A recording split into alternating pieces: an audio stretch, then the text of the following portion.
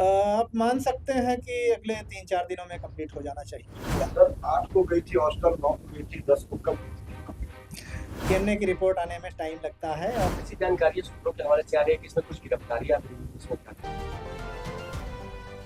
नमस्कार स्वराज पोस्ट देख रहे हैं आप। मेरा नाम है निकेत पाठक। नीट छात्रा मामला मतलब कि पटना गर्ल्स हॉस्टल वाले मामले में सीआईडी के एडीजी ने कमान संभाल लिया है और बड़ा बयान दिया है। देखिए, बता रहे हैं कि आखिर एफएसएल की रिपोर्ट कब तक आ जाएगी, डीएनए की रिपोर्ट कब तक आ जाएगी। देखिए, इस पूरे मामले में एसआईटी की टीम भी गठित कर दी गई है और जांच जो है वो चल रही है। अभी जो पोस्टमार्टम रिपोर्ट आया है उसका भी वेरिफिकेशन एक बार और होना है, उसके लिए पटना एम्स भेजा गया है। साथ ही साथ एफएसएल की जो टीम जांच में पहुंचती है, जांच करती है, उसका रिपोर्ट कब आएगा और डीएनए रिपोर्ट कब आएगा इस पूरे मामले में, इस पर बड़ा खुलासा हो गया है। बस कुछ ही घंटों का इंतजार है और कितने देर का वक्त लगेगा, वो वक्त जब पूरा हो जाएगा, वो रिपोर्ट जब आएगी तो फिर बड़े बड़े खुलासे होंगे कि आखिर इस पूरे मामले में हुआ क्या था। क्योंकि देखिए, ये जो जांच होती है वो जांच काफी ज्यादा अहम हो जाती है और एक एक बात जो है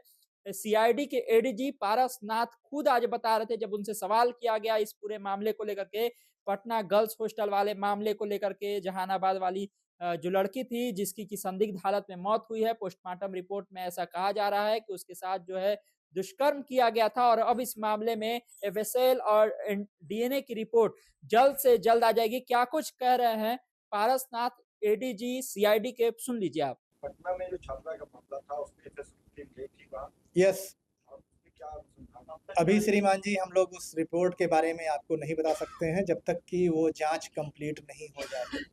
अभी वो जांच का मामला है और जांच का विषय है, तो जब तक पूरी जांच नहीं कंप्लीट हो पाएगी तब तक हम लोग उसके बारे में आपको कब गई थी? सर कब आती है रिपोर्ट ऑफ एफएसएल की रिपोर्ट, कितने दिनों में आती आप मान सकते हैं कि अगले 3-4 दिनों में कंप्लीट हो जाना चाहिए। है? उसमें होगा ना सर, कितने दिनों में एफएसएल की रिपोर्ट आ जाती है? डीएनए की रिपोर्ट आने में टाइम लगता है और जो हमारा रिसोर्स है, जितना हमारे पास में इक्विपमेंट्स हैं, उन सबको देखते हुए जो मैंने समय बताया करीब 5 दिन 6 दिन लगेगा। सर 8 को गई थी हॉस्टल, 9 को गई थी, 10 को कब गई थी?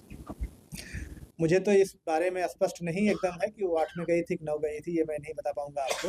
लेकिन मेरी टीम गई थी और उन्होंने जो पीओ है उसको पूरी तरह से देखा, समझा। जो किसी भी विषय, कोई भी वस्तु जिसके बारे में ये समझ में आया कि हाँ, इसमें कोई एविडेंस मिल सकता था, उसे कलेक्ट किया और उसको ला करके पूरी टीम जांच कर रही है। इवन जांच के लिए कल संडे में भी एफएसएल खुला हुआ था। लेकिन सर घटना के कई दिनों के बाद जाने से क्या वो रिपोर्ट प्रॉपर वे में मिल पाता है, क्या परेशानी होती है? देखिए, इसमें अलग-अलग चीज़ें हैं। कुछ चीज़ें ऐसी होती हैं जो समय के साथ में निःसंदेह क्षरण होता है, उनमें डिके होता है, लेकिन सभी चीज़ों में ऐसा नहीं होता है। तो अब क्या-क्या चीज़ें हैं, क्या चीज़ें नहीं मिली हुई हैं, डिके वाले मटेरियल हैं, नहीं हैं, ये मैं अभी आपको नहीं बता पाऊँगा। सीआईडी भी अपने तरफ से अनुसंधान कर रही है, जो जानकारियां सूत्रों से मिल रही है।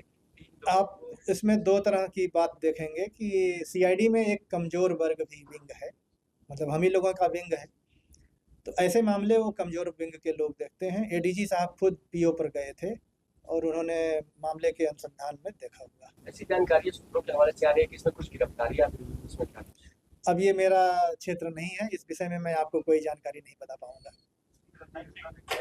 सुना आपने किस तरह से वो बता रहे थे कि बस 3 से 4 दिन का और वक्त लगेगा जब डीएनए की रिपोर्ट आ जाएगी। लोगों ने पूछा कि देरी क्यों हो रही है, तो उन्होंने बताया कि देखिए, इस रिपोर्ट को आने में देर लगती है, इतनी जल्दी ये तैयार नहीं हो जाता है। साथ ही साथ एफएसएल की टीम जो जांच परख की है, शायद वो वहां पर भी ले गई होगी, हॉस्टल में भी जांच पड़ताल की गई होगी कि वहां पर क्या चीजें थी, क्या नहीं थी, उसमें क्या कुछ मिला है, इस पर भी पूछा गया है। ये भी पूछा गया कि आखिर कब वो टीम पहुंची, तो उन्होंने कहा ये मुझे नहीं पता है कि आखिर एफएसएल की टीम वहां पर कब पहुंची, लेकिन ये पता है कि जांच जो है वो जारी है और जल्द से जल्द इसकी रिपोर्ट भी सामने आ जाएगी। तो जब रिपोर्ट सामने आएगा तो होगा बड़ा बड़ा खुलासा कि आखिर हॉस्टल में क्या हुआ था, हॉस्टल में क्या चीजें मिली, उससे भी इस इस पूरे मामले में नया खुलासा हो सकता है, एक नया मोड़ जो है इस मामले में मिल सकता है। अब आगे क्या कुछ होगा इस पर हमारी नजर बनी रहेगी। तमाम सारे अपडेट के लिए आप इस तरह स्वराजपुर से जुड़े रहिए। यूट्यूब पर देख रहे हैं हमारे चैनल को सब्सक्राइब कर लीजिए,